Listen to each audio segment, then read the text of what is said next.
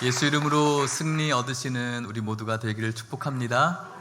오늘 이곳에 우리가 나온 그 이유는 누구 때문입니까? 저와 여러분들을 구원하신 분은 누구이십니까?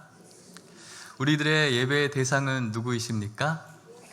우리를 한없이 사랑해 주시는 분은 누구이십니까? 우리들이 끝까지 붙들어야 될 이름은 누구입니까? 오늘 그 예수 그리스도께 은혜와 또 사랑 받으시는 우리 모든 성도님들이시기를 축복합니다. 사랑합니다. 옆에 분들과 인사할까요? 사랑합니다. 축복합니다. 네, 지난 한 주도 잘 수고하셨다고 다시 수고 많으셨습니다. 인사할까요? 네, 한 주간 살아내시느라고 수고하셨습니다. 다들 팍팍한 삶 속에서 집에서 또 쉬고 싶고 또 아무것도 할 힘이 없을 텐데 또 이렇게 주님께 나와 예수 이름 때문에 나오셔서 그분의 이름을 높여드리는 여러분들에게 하나님의 크신 은혜가 있기를 축복합니다. 교사주일입니다. 우리 예일교회 선생님들 너무너무나 귀하십니다.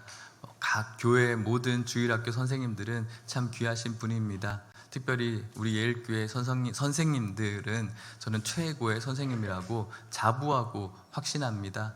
여러분들의 자녀들을 안심하고 보내시고 맡기시고 또 여러분들의 자녀들에게 가장 귀한 것을 가르쳐 주십니다.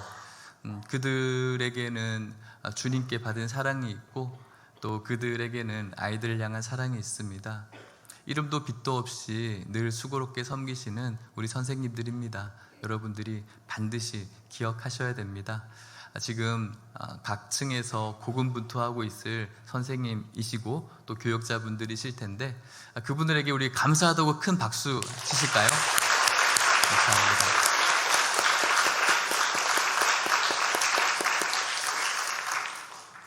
일교회에 이제 아이들이 한둘 이렇게 많아지면서 이렇게 많은 아이들이 있게 된 부분은 전적으로 하나님 은혜이지만 동시에 우리 선생님들의 헌신이었습니다. 무언가가 이렇게 있어서가 아니라 그 자리를 지키면서 그 아이들을 사랑해주는 그 사랑 때문에 지금까지 왔는데 오늘 이 말씀을 살펴보면서 우리 교회가 더 아름답게 세워져 가는 그런 은혜와 교훈을 얻을 수 있기를 축복합니다. 느헤미야 말씀을 지난주에 우리가 성경 통독 리딩 지저스 범위에 따라서 읽으신 분들은 읽으셨을 거라고 생각이 듭니다. 이스라엘은 하나님께서 축복한 그런 나라입니다. 사울과 다윗, 이렇게 솔로몬, 왕정체제 한 나라였지만 솔로몬 이후에 분열되어졌습니다. 북이스라엘과 남유다로 분열되어졌고 특별히 북이스라엘 같은 경우에는 여로보암의 길을 따라서 늘 하나님의 마음을 괴롭게 하고 아프게 하고 진노케 했습니다. 결국은 북이스라엘은 아수르에게 멸망을 당합니다. 그리고 후에 남유다도 바벨론에게 멸망을 당하죠. 아수르의 그 정복 정책 중에 하나는 정복한 그 나라를 완전히 말살시키기 위해서 그곳에 있는 사람들을 다른 곳으로 강제 이주를 시킵니다. 그래서 그 나라의 민족들이 이렇게 자라나지 못하도록 만드는 거죠. 다음 세대를 끊어버리는 겁니다. 그렇게 북이스라엘이 포로 생활을 하게 됐고 그 이후에 남유다도 그렇게 하나님 보시기에 이쁜 짓을 하지 못했죠. 그래서 바벨론에게 멸망당하게 됩니다. 아수르가 펼쳤던 그 정복 정책과 유사하게 바벨론 역시도 남유다에 있는 사람들을 강제 이주시키죠. 그래서 바벨론의 이곳 저곳에 떨어뜨려 놓는데 바벨론에 강제 이주를 당하게 됩니다. 그들은 언제 돌아올지 모르는 이 포로 생활을 해야 했습니다. 어쩌면 그곳에서 이스라엘이라는 하나님의 나라라는 그 나라는 흔적도 없이 사라질 수 있는 위기이죠. 언제 돌아갈 수 있을까? 언제쯤 회복할 수 있을까? 10년이 지나고 20년이 지나고 그 소망의 그 꿈이 어쩌면 사라져 버릴 수도 있겠습니다. 그리고 난 다음에 이 고대 근동의 패권을 장악한 나라가 페르시아라는 나라였습니다. 페르시아가 바벨론을 무찌르고 그 근방을 다 패권을 차지하게 되었는데, 페르시아는 좀 다른 정책을 펼쳤습니다. 유화 정책을 펼쳤어요. 그래서 어느 정도 범위 내에서 그들의 영토에서 종교의 자유도 허락하고 또 정치의 자유를 허락하게 합니다. 그래서 우리가 들어본 바 있을 텐데, 고레스 칙령이라고 해서 페르시아의 고레스 왕이 칙령을 내려서 본국으로 돌아가게끔 만들죠. 그때 1차 기한이 이루어지는데 총 3차의 기한이 이루어집니다. 1차의 기한이 이루어져서 왔었던 사람들은 왕족을 중심으로 한 사람들이 모였습니다. 그래서 그 왕족 중에 스룹바벨이라는 그 통치자가 무너진 성전을 다시 세우죠. 그래서 스룹바벨 성전이 완공되어지는 것입니다. 그리고 2차로 에스라를 중심으로 해서 다시 복귀하게 되어집니다. 에스라는 돌아와서 성전이 아니라 예루살렘 성을 재건하게 하죠. 그리고 난 다음에 3차로는 느헤미야 중심으로 다시 오게 되어지는데, 느헤미야가 다시 돌아오게 된 그 이유는 하나님의 그 성벽을 재건하기 위해서였습니다. 느헤미야가 수산궁에서 페르시아 왕의 그 술 맡은 관원으로 얼마나 고위관직이었습니까? 그때 자신의 동생 하나니가 찾아왔는데, 하나니로부터 들었던 예루살렘에 대한 소식은 예루살렘 성벽이 회파되었다, 성이 회파되어졌다. 여기서의 성이 무너진 것은 바벨론에게 침공당했을 때 완전히 무너졌던 그때의 무너짐 때문에 회파된 것이 아니라, 그 이후에 에스라가 가서 세웠던 그 중건했던 그곳에서 여러 이유로 그 성벽이 다시 무너지게 된 것이죠. 그래서 느헤미야는 굉장히 가슴이 아팠습니다. 하나님의 성, 이 예루살렘 성은 하나님의 성이고 거룩한 성이었기 때문에 이 거룩한 성이 무너진다는 것, 그리고 이 성은 끝까지 보호되어져야 한다는 사명감 때문에 느헤미야는 다시 이제 그곳으로 돌아가려고 자신이 지금 누리고 있는 고위급 간부의 삶을 버려버리고, 그리고 왕에게 좀 불순한 모습을 보였지만 그것을 절대로 나의 어떤 목숨을 지키려고 하는 것으로 여기지 않고 가게 되었습니다. 그렇게 느헤미야가 와서 1장부터 6장 말씀을 보면 하나님의 이 성을 재건하는 장면이 나오고 있습니다. 그 가운데 여러 가지 위협도 있었지만 끝내는 재건하게 되었고, 오늘 우리가 읽은 7장은 이 건물이 재건된 후의 이야기를 하게 되어집니다. 저는 하나님의 성전과 이 성이 재건되어진 이 모습은 오늘날 한국교회와 그리고 우리 교회가 만들어지고 세워져가는 그 과정이고, 또 세워져 가야 될 그런 과정의 모델이라고 생각하며 오늘 말씀을 여러분들과 나누려고 하는 것이죠. 예일교회가 참 이쁩니다. 좋은 입지에 또 아주 이쁘게 지었다라고 저는 확신합니다. 교회를 건축할 때 미사에서 이제 막 지어지는 교회들이 우리 교회에 와서 샘플링을 많이 했었다라고 얘기를 들었습니다. 참 좋은 교회이고 귀한 교회이죠. 그간 이곳에서 터를 잡으셨던 성도님들의 그 재정과 다들 힘들게 사셨거든요. 힘들게 사신 분들의 그 얼마의 재정들을 다 모아서 지은, 정말로 우리들은, 저도 마찬가지입니다. 저도 7년 전에 와서 지어진 건물에 와서 이제 제가 누리고 있는 겁니다. 죄송하지만 여러분들도, 여기 대다수의 여러분들은 다 누리고 계신 겁니다. 저도 마찬가지이죠.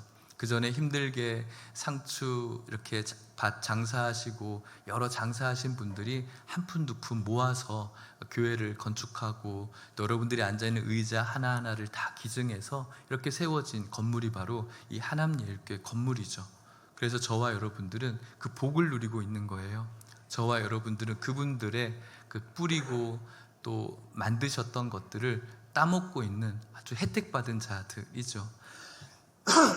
그래서 우리는 그분들의 노고를 늘 소중하게 생각해야 되고, 정말로 귀하게 생각해야 되고, 감사하게 생각할 수 있어야 됩니다. 교회를 사랑할 수 있어야 되는 줄 믿으시길 바랍니다. 백화점처럼 우리가 누리는 것이 아니라 정말로 피땀으로 세워진 이 건물을 저와 여러분들이 소중하게 다루고 한 푼 두 푼 아낄 수 있고 또 사랑할 수 있는 저와 여러분들 될 수 있기를 축복합니다. 교회는 만들어졌습니다. 하지만 교회 건물이 만들어졌다고 해서 그것은 교회가 아닙니다. 성벽이 만들어졌습니다. 성이 만들어졌습니다. 하지만 건물이 있다고 해서 그것이 하나님의 성이 되는 것은 아닙니다. 그 성을 성 될 수 있게 하는 것이 필요합니다. 사람 그리고 하나님의 백성이죠. 우리가 읽어놓은 7장 1절 말씀을 같이 한번 읽어볼까요? 7절입니다. 시작. 성벽이 건축됨에 문짝을 달고 문지기와 노래하는 자들과 레위 사람들을 세운 후에, 성벽이 건축됐습니다. 느헤미야가 성벽이 건축되고 난 다음에 문짝을 달고 성문을 달고 그곳에 문지기와 노래하는 자들과 레위 사람들을 세웠습니다. 문지기와 노래하는 사람들과 레위 사람들을 이렇게 세웠는데 다 레위 사람들입니다. 여러분들 문제를 한번 내보면 레위 사람은 어디에서 일하는 사람이죠? 성전에서 일하는 사람이죠. 그런데 지금 레위 사람들이 어디에서 일하고 있습니까? 성에서 일하고 있습니다. 성벽에서 일하고 있습니다. 성전에서 일해야 될 사람들이, 거룩한 일을 해야 될 사람들이 왜 이 성벽에 있는가?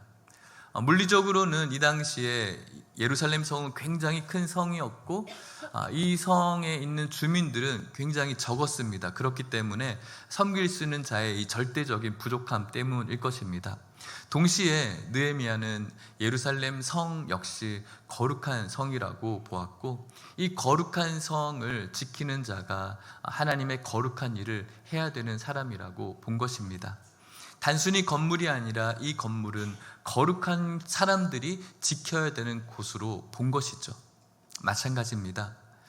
하나님의 교회, 이 예일교회는 거룩한 곳인데 건물 자체가 거룩한 곳이 아니라 거룩한 사람들이 지켜낼 수 있어야 거룩한 곳이 되는 줄 믿으시기를 축복합니다. 저와 여러분들이 이곳에 거룩한 모습으로 있어야 되는 이유이죠. 우리들이 뭐 그렇게 거룩하겠습니까? 늘 흠이 있고 늘 연약하고 늘 실수하는 우리들인데요. 그렇기 때문에 우리를 거룩히 하시는 예수 그리스도의 십자가를 붙들어야 되는 것입니다. 예수님의 그 십자가를 붙들고 주님의 전에 나와서 우리의 연약함을 아뢰고 고백하며 회개할 때 우리는 거룩해져 가게 되어집니다. 그런 성도님 한 분 한 분이 모여서 이 예일교회를 진짜 교회 될 수 있게 만드는 것이죠. 사랑하는 성도 여러분, 하나님께서 98년 전에 세우셔서 하나님의 복음의 불모지에 세우셔서 이렇게 행복하고 건강한 예일교회로 만들어 주셨는데 이 교회를 계속해서 교회 될 수 있게 저와 여러분들이 날마다 예수님의 십자가를 붙드시고 예수님의 십자가 앞으로 더 가까이 나아가셔서 저와 여러분들이 거룩한 이 공동체를 만들어 가시기를 축복합니다. 그 사람들이 세워져 나가면서 특별히 2절에 영적 지도자를 세웁니다. 같이 한번 읽어볼까요? 시작. 내 아우 하나니와 영문의 관원 하나냐가 함께 예루살렘을 다스리게 하였는데 하나냐는 충성스러운 사람이요 하나님을 경외함이 무리 중에서 뛰어난 자라. 아멘. 2명의 사람을 하나니와 하나냐를 함께 예루살렘을 다스리게 했어요. 느헤미야가 다스려도 되지 않을까요? 느헤미야가 지금 이 성벽 짓느라고 얼마나 고생 많이 했습니까? 자신이 페르시아에서 가졌던 기득권도 버렸죠. 또 페르시아에서 여러 가지를 가지고 다 동원했죠. 또 짓는 동안도 이 사람들의 마음을 모으고 정말 수고도 많이 했거든요. 그렇다면 이제 느헤미야가 다스려야죠. 그런데 자신은 주인공이 되지 않아요. 하나니와 하나냐를 세우고 있는 것입니다. 하나님의 나라는 자신을 주인공으로 삼지 않는 나라입니다. 교회에서도 마찬가지죠. 교회에서 스스로를 주인공으로 삼는 것, 그것은 하나님께서 기뻐하지 않습니다. 하나님께서 세우신 공동체는 자신을 주인공으로 세우지 않는 공동체. 우리들이 주인공이 아니라 누가 주인공입니까? 하나님이 주인공이 되어야 되는 줄 믿습니다. 자신의 동생이었던 하나님, 그리고 영문의 관원이었던 하나냐. 영문은 성문을 이야기하는 겁니다. 성전 북문, 특별히 북문 쪽인데 이 성전을 보호하고 지키는 역할을 하죠. 그곳에 있는 관리 한 명이었습니다. 그런데 그냥 세운 것이 아닙니다. 느헤미야의 라인이었기 때문에 세운 것이 아니라 충성스러움과 하나님을 경외함이 무리 중에서 뛰어났기 때문에 세웠다. 충성스러움과 그리고 하나님을 경외함이 있었던 사람들, 하나님의 이 성을 지키고 하나님의 성을 세워가는 사람, 그 사람은 충성스러움과 하나님을 경외함이 필요합니다. 충성스럽지 못하고 그저 자기가 하고 싶은 것을 하고 또 자기가 중심되어져야 되는 것들을 중요하게 생각하는 사람은 누군가에게 그리고 하나님께 충성스럽지 못하고 자기 마음대로 하는 사람이겠죠.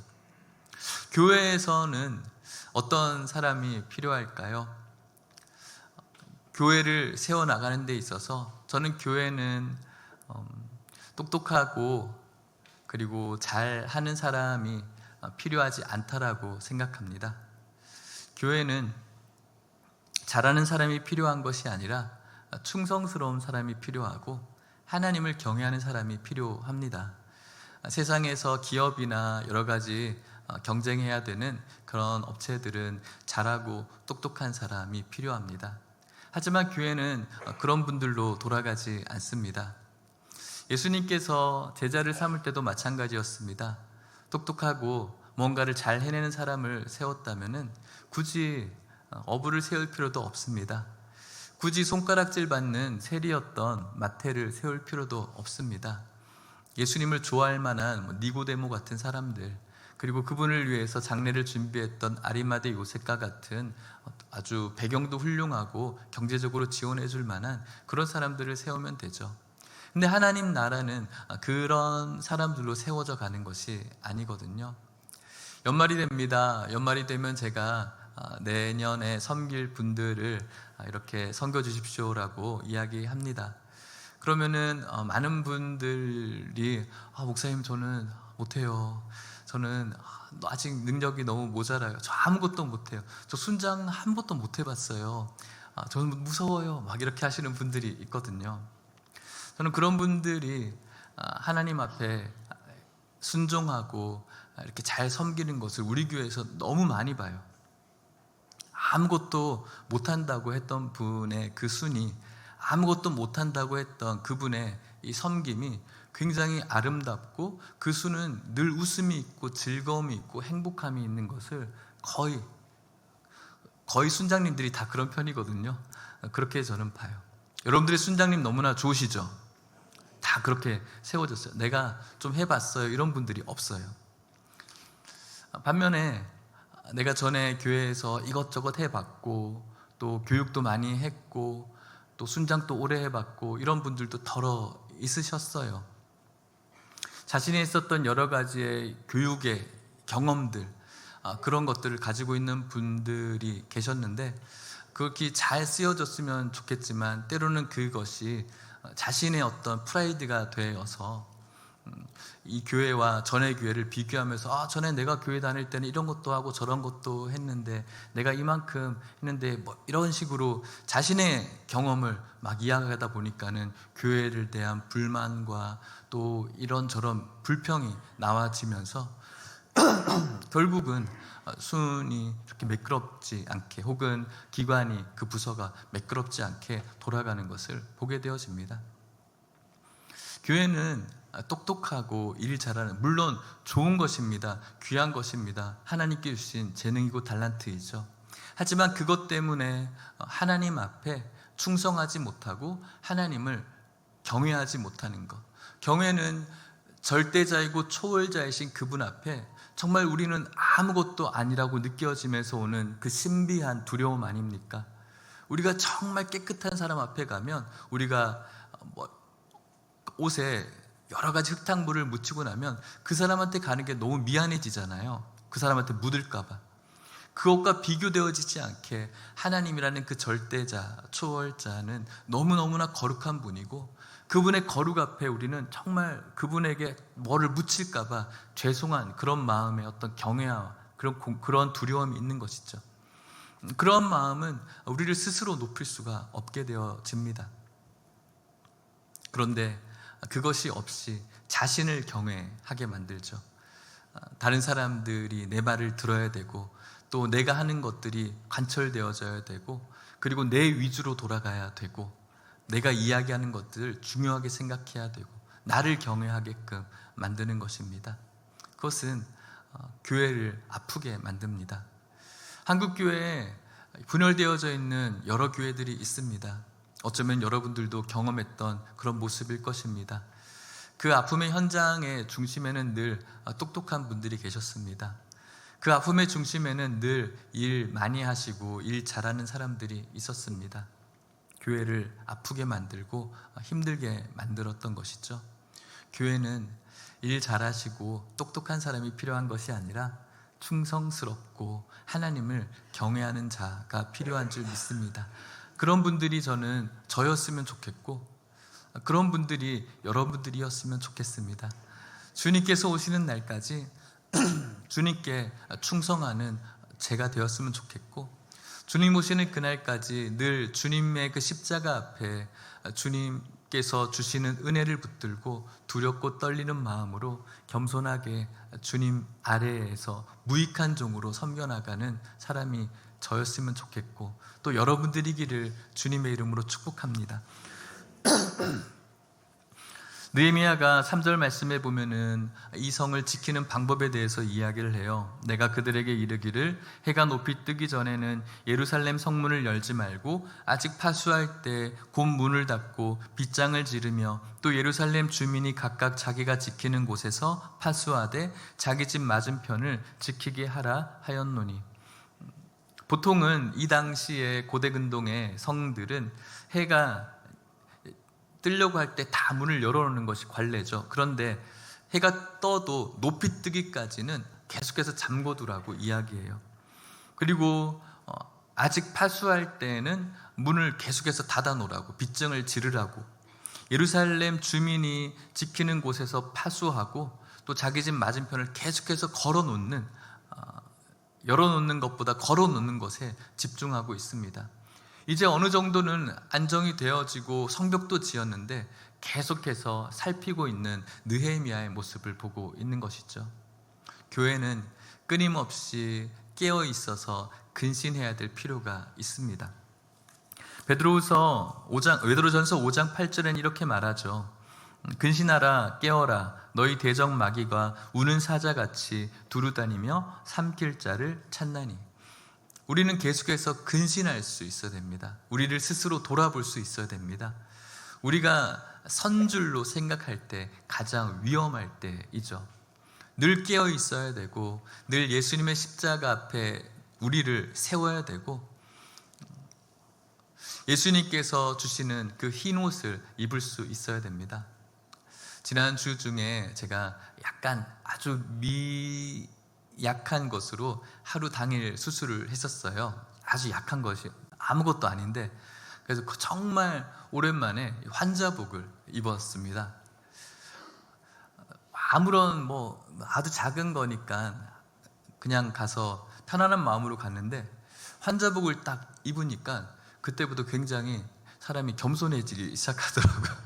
자, 손 내미세요. 네, 손 내밀고 뭐 하세요. 굉장히 숙연해지고 겸손해지더라고요. 저와 여러분들이 예수님의 그 십자가 앞에서 그분이 입혀주시는 보혈의 옷을 늘 입을 수 있어야 됩니다. 그래야지 우리가 우리를 돌아볼 수 있게 되어지고, 그래야지 우리가 근신하고 깨어 있을 수 있습니다. 내가 그래도 목사인데, 내가 그래도 이제 목회한 지 얼마나 됐는데, 내가 그래도 기도 얼마나 하는데, 내가 성경을 얼마나 읽는데, 내가 늘 예배 가운데 나오는데, 그것이 우리를 지켜주는 것이 아닙니다. 예수님의 십자가 앞에서 그분이 우리들에게 입혀주시는 보혈의 옷을 늘 입을 수 있어야, 그것이 이제 간 믿으신 분이든 아니면 오래 다니신 분이든 평신도든 목사든 그 타이틀이 우리를 지켜주는 것이 아니라 십자가 앞에서 우리가 그분의 주신 옷을 입고 있을 때, 근신하고 깨어 있을 때 우리는 우리를 지킬 수 있고 스스로가 자라갈 수 있다는 사실을 기억하시기를 축복합니다. 그렇게 한 이유는 느헤미야는 7장 4절 말씀에 그 성읍은 광대하고 그 주민은 적으며 가옥은 미처 건축하지 못하였음이라. 성읍이 광대하고 사람이 없었기 때문에 그렇게라도 해야 된다는 것이죠.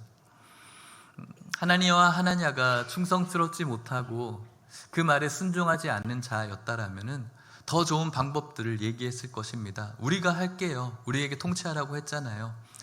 다른 사람들처럼 이렇게 우리도 아침에 문 열어도 괜찮아요. 그래야지 사람들이 많이 왕래하고 무역도 잘하고 더 빨리 우리가 재정적으로 세워지지 않겠습니까? 라고 이야기하지 않잖아요. 어떤 이유도 달지 않고 순종하는 것을 볼 수 있습니다.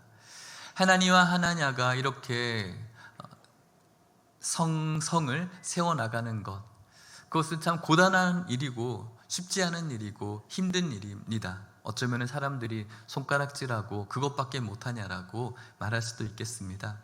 하지만 여러분, 교회를 사랑하고 이 교회를 세워나가는 한 분 한 분의 성도님들은 어쩌면 사회적으로 얻는 것은 아무것도 없을 수 있겠지만 분명하게 하나님께서 주실 상급이 있다는 사실을 믿을 수 있기를 축복합니다. 저의 뜬구름 잡는 이야기가 아니라 성경은 이렇게 말합니다. 역대하 15장 7절 말씀 같이 읽어볼까요? 시작.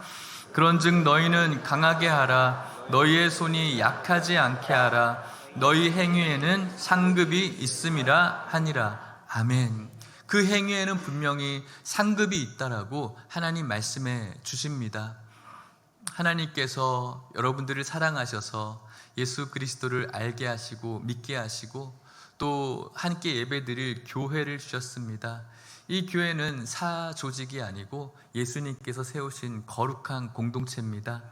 이 교회에서 충성됨과 하나님을 경외함으로 섬기는 그 모든 부분들은 고단하고 또 힘들기도 하고 어쩌면 알아주지 않고 또 사람들에게 상처받을 수도 있겠습니다. 그것 때문에 교회에 깊숙이 들어오기 꺼려 하시는 분들도 있습니다. 이해합니다. 그럼에도 불구하고 여러분들에게 권면하고 싶은 것은 내가 상처받지 않기 위해서 내가 다가가지 않는 것은 일리는 있지만 하나님께서 퍽 좋아할 만한 그런 부분은 아닌 거라고 저는 확신합니다.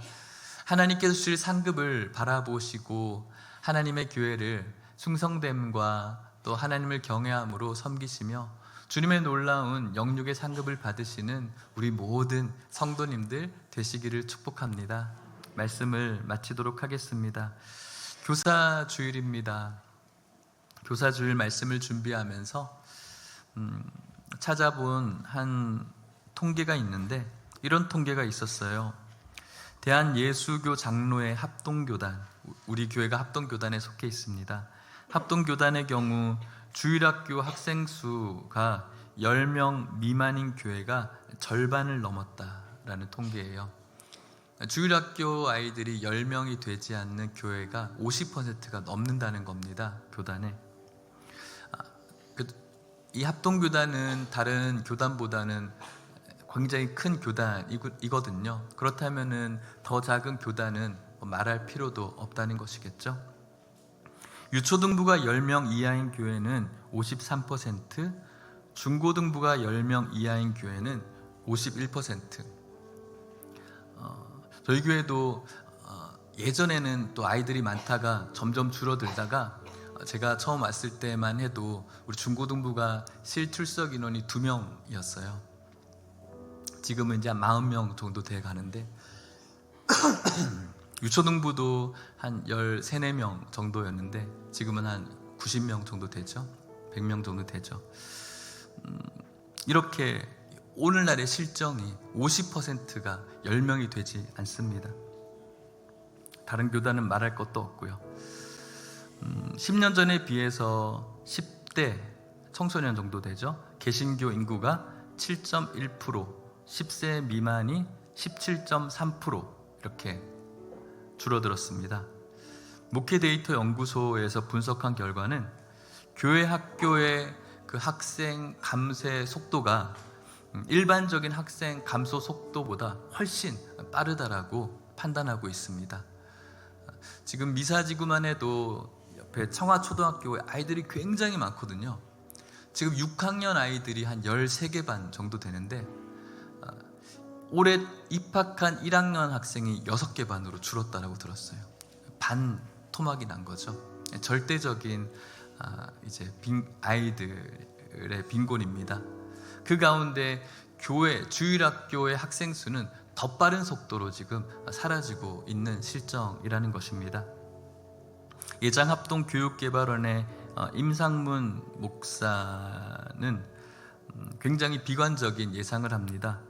초토화 분위기라고 말하고 한 2030년에는 주일학교의 90%가 사라질 것이라는 굉장한 비관의 이야기를 합니다. 그도 그럴 것이 저도 교제하는 서울권 내 목사님들의 주일학교가 지금 점점 사라지고 있다는 소식을 심심치 않게 듣고 있기 때문에 그렇습니다. 사랑하는 성도 여러분, 다음 세대가 바로 우리들이 앞으로 직면해야 될 하남예일 교회입니다. 건물이 교회가 아니라 예수 그리스도를 믿는 성도인 여러분들이 교회이고 20, 30년 후에 다음 세대가 얻게 되어지면은 다음 세대가 없는 것이 아니라 교회가 없어지는 겁니다. 교회의 존폐 위기가 달려있는 것이죠. 유럽의 이야기를 하고 있는 것이 아닙니다. 미국의 교회 이야기를 하고 있는 것이 아니라 대한민국의 이야기를 지금 하고 있는 것입니다. 얼마 전만 해도 유럽교회 다 문 닫았다며 유럽교회가 지금 나이트클럽으로 되고 어떤 카페로 변했다면서 제가 영국에 갔을 때 그것을 봤습니다. 그런데 그것이 우리나라 이 대한민국의 일이 된다고 말합니다. 그래서 다음 세대가 너무나 중요하고, 그래서 우리 선생님들의 역할이 너무너무나 중요하고, 선생님들이 너무너무나 귀하다는 사실을 저와 여러분들이 기억해야 됩니다.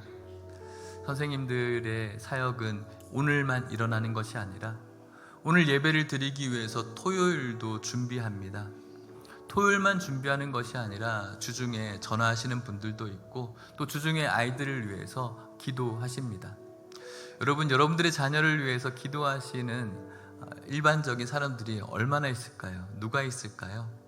여러분들의 자녀들이 예수님 잘 믿고 잘 되기를 바라고 기도하는 분들이 누가 있을까요? 우리들보다 어쩌면 더 많이 기도할 수도 있겠습니다. 얼마나 귀하고 소중한 분들인지 모릅니다.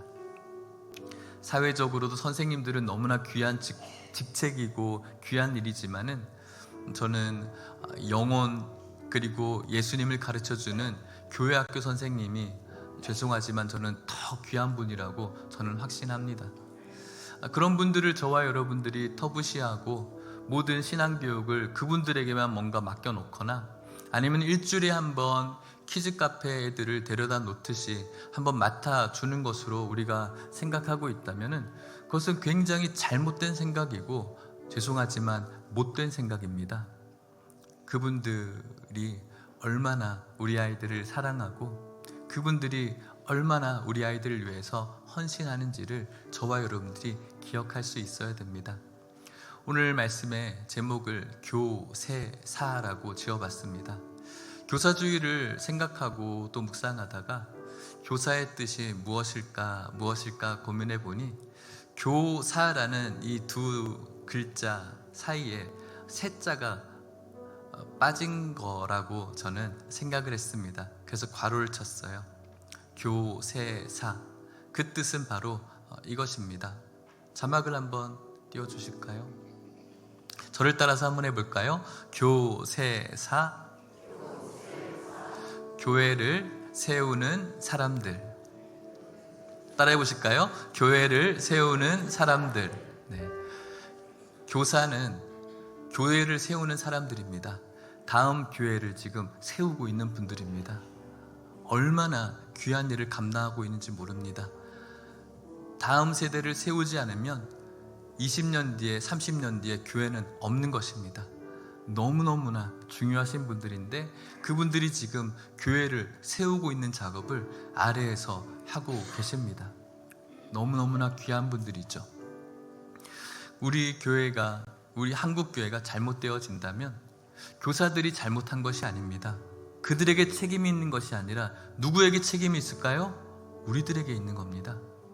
그분들을 지지하고 지원하고 응원하고 관심을 갖는 일이 없다면 그것은 우리가 책임인 것입니다. 당장이라도 그만두고 싶은 그런 에너지가 떨어진 삶, 힘들고 어렵고 또 아이들에게도 상처받거든요. 막 문자하면 문자도 안 받죠. 뭐 카톡 하면 다 씹죠. 스팸 걸어놓죠. 발신제한 걸어놓죠. 얼마나 상처받는지 몰라요. 몇 시에 만나자 안 오죠. 애들이 하는 툭툭 던지는 말에도 반응하지 않는 그들에게도 상처가 되지만 그거 다 없는 것처럼 늘 안아주고 또 다가가고 또 다가는 것 보통 정신으로 할 수 있습니까? 그렇게 우리 선생님들이 우리 아이들을 세워가고 있는데, 교회를 세워가고 있는데, 이것은 그들에게만 달려있는 것이 아니라 그들이 최선봉에 섰지만 우리가 함께 만들어 간다는 사실을 기억할 수 있기를 축복합니다. 그래서 주일학교가 뭐 한다라고 하면 우리가 힘껏 밀어줘야 되고, 성경학교나 무엇을 한다라면 재정적으로도 교회에서도 지원하지만 우리도 마음껏 지원하고, 잘한다, 너무 열심히 하는구나, 잘하고 있다라고 칭찬해주고, 요즘 목사님, 청년들이 인사를 잘 안 해요. 인사를 잘 안 해요. 내가 무안해 죽겠어. 우리가 먼저 인사하면 되잖아요. 아이들한테. 요즘 초등학생 인사 안 해요. 그냥 지나가요. 우리가 하면 되잖아요. 우리가. 안녕 안녕 잘 왔어. 우리가 그 아이들을 안아주고 인사하고 축복해주고, 그렇게 우리 모두가 우리 아이들을 세워나가는 교세사, 교사 될 수 있기를 주님의 이름으로 간절히 축복합니다. 우리 모두 만들어가는 하나님 열개 되시기를 바라면서 우리 다 같이 일어나서 찬양하시겠습니다.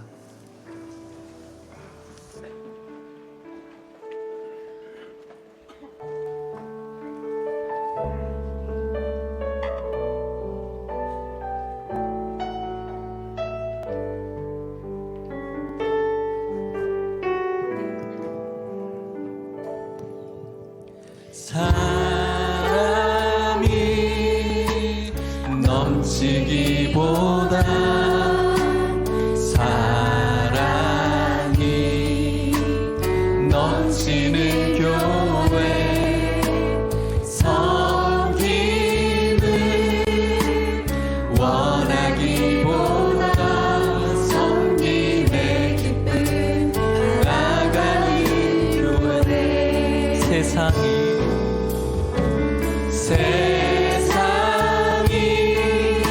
주목하기보다 주님이 주목하는 교회, 화려한 겉모습보다 중심이 주를 향한 교회. 주님이 피로 사신 교회, 주님이 피로 사신 아름다운 교회, 서로를 사랑함으로 하나 되는 교회, 주님이 머리 되신 거룩한 교회, 우리 함께만 다시 한번 찬양합시다. 사람이 넘치기보다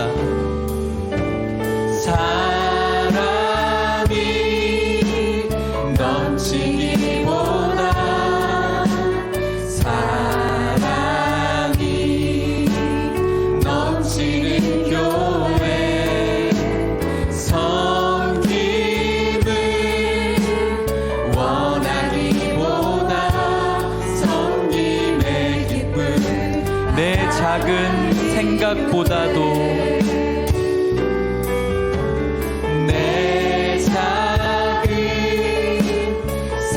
생각보다도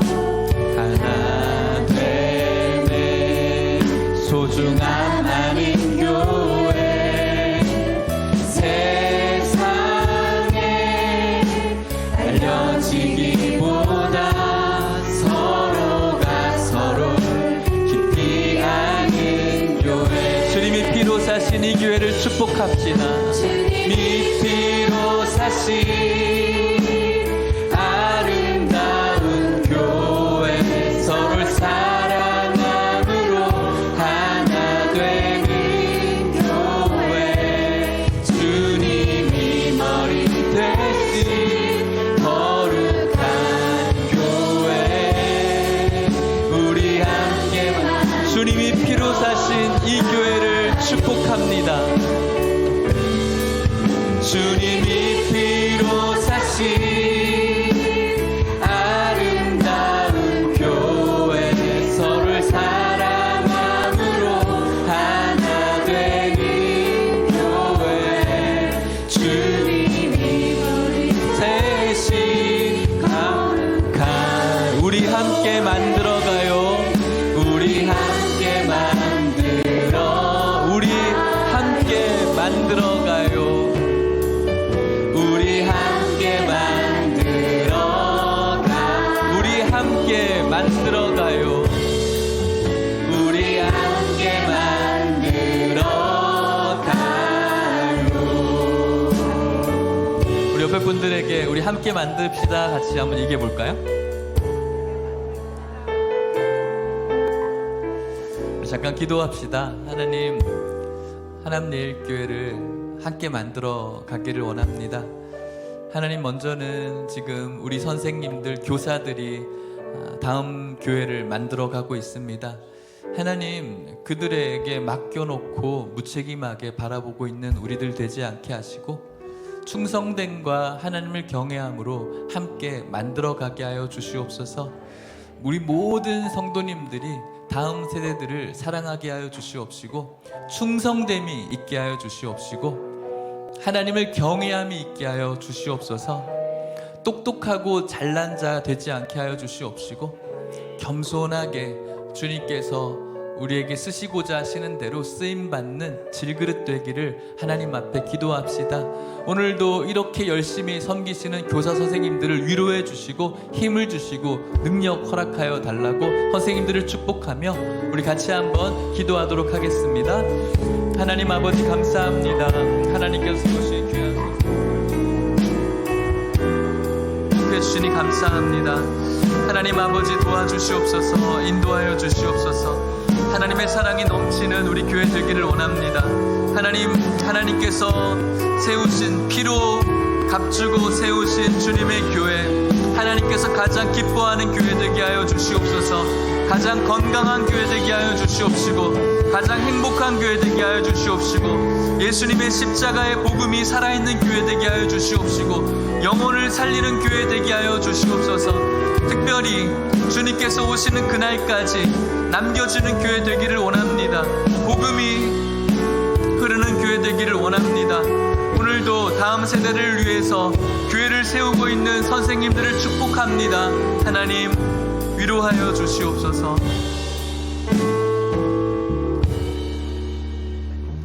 좋으신 하나님 아버지, 98년 전에 복음의 불모진 이 땅에 하남예일교회를 세워주셔서 감사합니다. 하나님 아버지, 지금까지 하나님의 인도하심과 보호하심이 있는 줄 믿습니다. 앞으로 주님 오시는 날까지도 주님께서 기뻐하시는 모습으로 든든하게 남겨지는 교회 되게 하여 주시옵소서. 세상의 여러 가지 환경과 그리고 가치관과 또 실제적인 물리적인 힘으로 교회의 존폐 위기에 있는 오늘의 실정 가운데 하나님 아버지 한국교회를 축복하여 주시옵소서. 주일학교들이 문을 닫고 있는 이 뉴스 속에서 하나님 다시 한번 한국교회가 힘을 내게 하여 주시옵시고 복음을 회복하게 하여 주시옵시고 영혼을 사랑하는 마음이 구령의 열정들이 회복되어지게 하여 주시옵시고 교회에 있는 다음 세대들을 세상에 빼앗기지 않는 교회들 되게 하여 주시옵소서. 특별히 우리가 함께하는 이 예일교회를 주님 축복해 주셔서 오늘도 다음 세대, 다음 교회를 세우기 위해서 고군분투하고 있는 모든 교사들 가운데 하나님 위로와 축복과 은혜를 허락하여 주시옵소서. 그들의 가정을 평안케 하여 주시옵시고 그들에게 날마다 샘솟는 은혜와 힘과 좋은 마음들이 넘치게 하여 주시옵소서. 하나님, 우리가 함께 만들어 가기를 원합니다. 이곳에 있는 학부모님들과 우리 모든 신앙의 선배들과 모든 성도님들이 함께 주님께서 기뻐하시는 예일교회를 세워나갈 수 있도록 축복하여 주시되, 충성스러움과 하나님을 경외하는 마음으로 세워갈 수 있도록 인도하여 주시옵소서.